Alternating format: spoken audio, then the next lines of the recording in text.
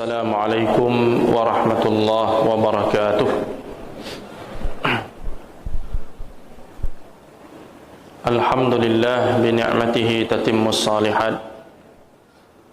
Asyhadu an la ilaha illallah wahdahu la syarika lah. Wa asyhadu anna Muhammadan abduhu wa rasuluh. Allahumma salli wa sallim ala nabiyyina Muhammad wa ala alihi wa sahbihi ajma'in, amma ba'd.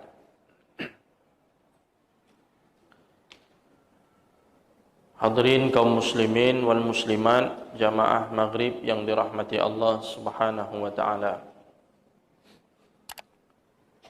InsyaAllah pada malam yang mulia ini kita akan melanjutkan kajian sirah masih terkait syama'il an-Nabi sallallahu alaihi wasallam, tentang sifat kepribadian dan karakteristik Nabi sallallahu alaihi wasallam yang terhimpun di dalam kitab Asy-Syama'il karya Al-Imam At-Tirmidzi, kemudian diberikan penjelasan oleh Syekh Abdul Razak hafizahullah ta'ala. Malam ini kita masuk kepada bab baru, yaitu bab kelima tentang uban Rasulullah sallallahu alaihi wasallam.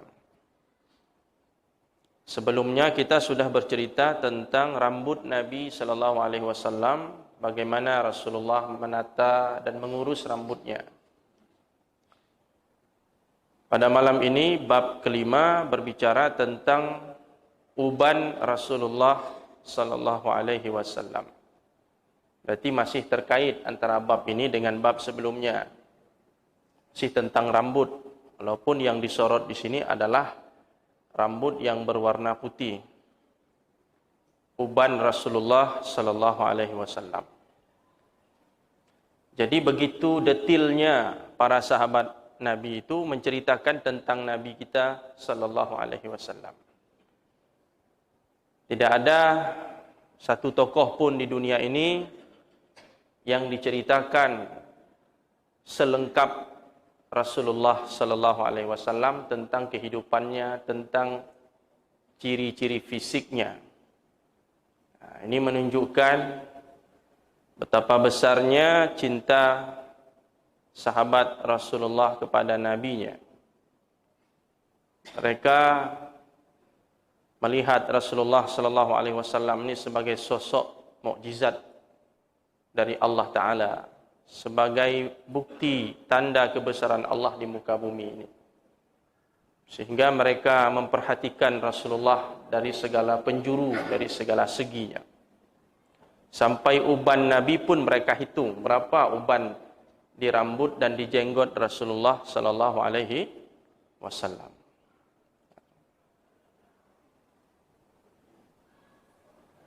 Berdasarkan hadis-hadis yang sahih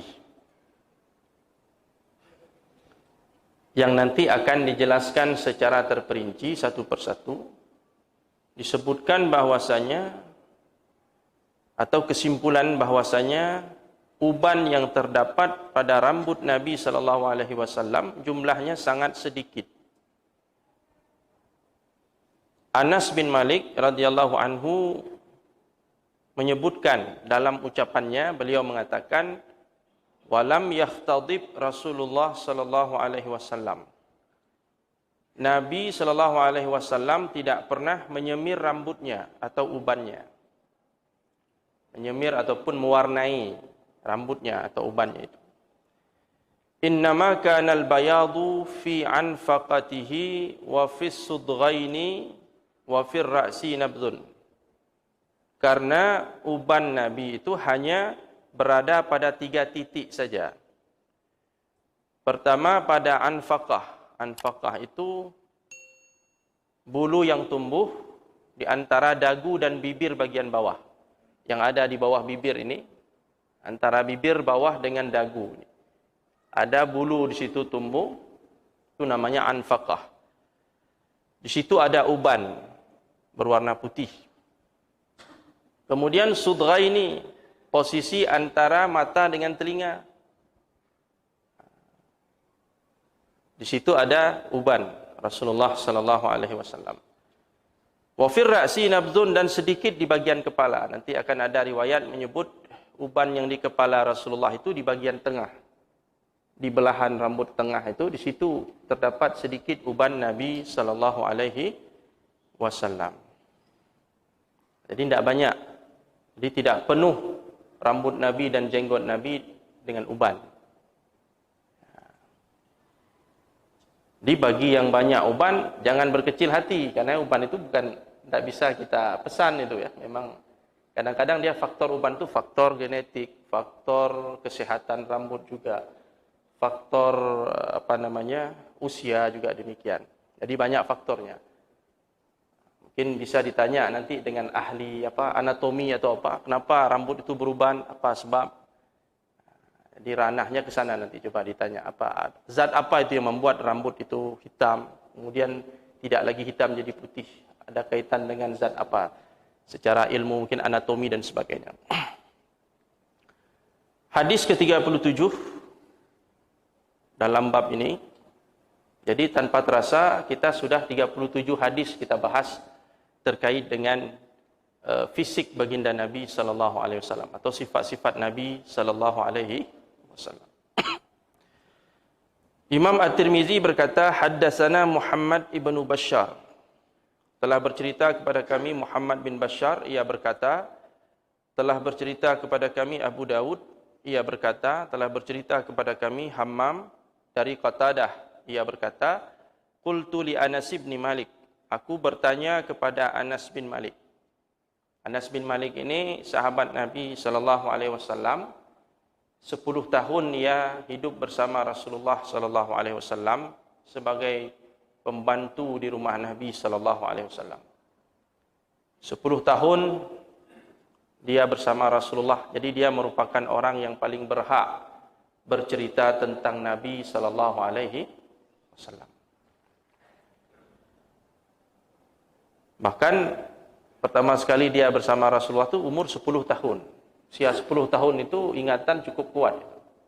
Ditambah lagi kecintaan dia kepada Rasulullah, kesan yang luar biasa bersama Nabi. Jadi dia hafal betul, bukan hanya menghafal ucapan Rasulullah, tapi dia hafal betul bagaimana sosok Nabi. Fisiknya dia hafal semua. Maka beliau termasuk orang yang paling banyak bercerita tentang Rasulullah ini, Anas. Qatadah bertanya kepada Anas, hal khadaba Rasulullah sallallahu alaihi wasallam, apakah Rasulullah sallallahu alaihi wasallam pernah menyemir rambutnya, mewarnai rambutnya? Qala, Anas berkata, lam yablugh zalika, tidak sampai seperti itu. Maksudnya Rasulullah tidak sampai menyemir rambutnya karena uban yang ada di rambut Nabi itu tidak banyak, jadi tidak perlu disemir, tidak perlu diwarnai dengan warna hina, warna kemerah-merahan dan sebagainya. Innama kana syaiban fi sudghaihi. Uban Rasulullah itu hanya pada bagian sudghaihi, bagian antara telinga dengan mata itu. Walakin Abu Bakrin khadaba bil hinna'i wal katami. Akan tetapi Abu Bakar Siddiq radhiyallahu anhu, sahabat yang mulia, beliau mewarnai rambutnya dengan hina dan katam.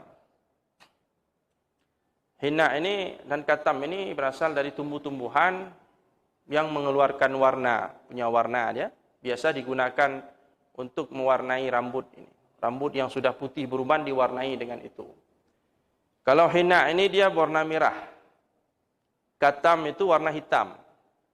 Jadi para sahabat dulu, salah satunya Abu Bakar Siddiq radhiyallahu anhu, beliau mencampur hina dengan katam itu. Jadi warna merah dicampur dengan warna hitam sehingga menjadi warna merah kehitam-hitaman. Jadi tidak hitam pekat dan juga tidak merah murni begitu. Antara merah dengan hitam. Kemudian dengan warna itulah rambut yang sudah putih tadi diwarnai. Jadi tidak lagi berwarna putih, warna uban, tapi sudah diwarnai dengan warna percampuran antara henna dengan katam. Ya, jadi berdasarkan keterangan dari Anas bin Malik dalam hadis ini, hadisnya sahih, riwayat Al-Bukhari, dan dalam riwayat yang lain disebut Abu Bakar dan Umar. Jadi dua sahabat Nabi itu. Abu Bakar dan Umar menyemir rambutnya, mewarnai ubannya dengan campuran henna dan katam. Rasulullah tidak. Kenapa tidak? Karena uban di rambut Rasulullah sallallahu alaihi wasallam sangat sedikit. Jadi tidak perlu diwarnai seperti itu.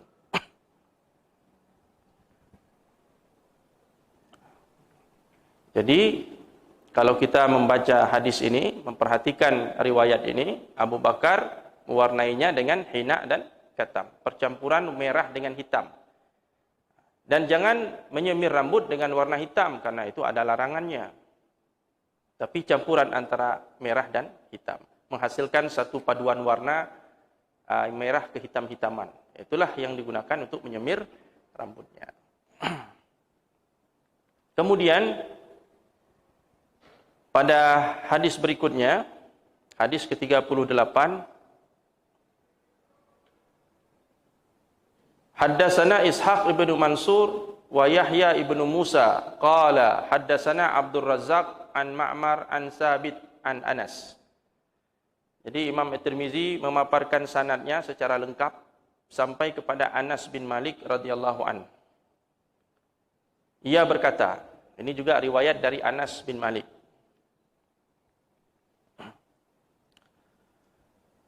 Ia berkata, ma adattu fi ra'si Rasulillah sallallahu alaihi wasallam wa lihyatihi illa 14 sya'ratan bayda. Aku menghitung-hitung jumlah uban di rambut dan di jenggot Rasulullah sallallahu alaihi wasallam. Ternyata jumlahnya hanya 14 helai. Berapa helai? 14 helai. Itu yang dihitung oleh Anas bin Malik. Jadi sempat dia hitung uban Nabi sallallahu alaihi wasallam. Karena dia bersama Nabi membantu Rasulullah di rumahnya. Jadi karena kecintaan dia kepada Nabi sallallahu alaihi wasallam, dia melihat Rasulullah ini sosok yang mulia, mukjizat dari Allah, rahmat yang diturunkan ke muka bumi. Maka menghitung uban Rasulullah itu perlu. Kalau uban kita tidak perlu dihitung. Dan tidak ada pahala uban kita dihitung sama orang. Kalau uban Rasulullah dihitung sama sahabat. Bentuk kecintaan mereka. Sehingga dia bisa meriwayatkannya. 14 helai. Ya, uban Nabi SAW di rambut dan di jenggotnya. Berarti tidak banyak. Ini dominannya hitam. Bisa-bisa kalau 14 helai itu tidak terlihat. Kalau kita tidak melihatnya dengan seksama, tidak nampak. Hadirin yang dirahmati Allah Subhanahu wa taala, dalam hadis sahihain Bukhari Muslim, hadis sahih dari jalur Rabi'ah bin Abi Abdurrahman dari Anas, bahwa dia berkata, Anas pernah juga mengatakan, Allah Subhanahu wa taala mewafatkan Rasulullah dalam kondisi di kepala dan jenggotnya terdapat 20 helai uban putih. Ketika Nabi wafat, kata Anas, ada 20 helai. Mungkin waktu pertama dia lihat 14, kemudian bertambah beberapa helai lagi. Waktu wafat, uban Nabi sallallahu alaihi wasallam totalnya ada 20 helai. Berarti jumlah ini sangat sedikit. Antara hadis ini dengan hadis sebelumnya berarti sama, semakna, sejalan. Kalau yang sebelumnya mengatakan sedikit, di sini disebutkan jumlahnya secara lebih konkret, 14, ketika wafat jumlahnya lebih kurang 20 helai. Di rambut dan di jenggot Nabi sallallahu alaihi wasallam. Jadi tidak perlu disemir, itu sebabnya kenapa Nabi tidak mewarnai rambutnya. Kemudian hadis yang ke-39, haddatsana Muhammad ibnul Musanna qala akhbarana Abu Daud qala haddatsana Syu'bah an Simak ibn Harbin Qala sami'tu Jabir bin Samurah. Aku mendengar Jabir bin Samurah.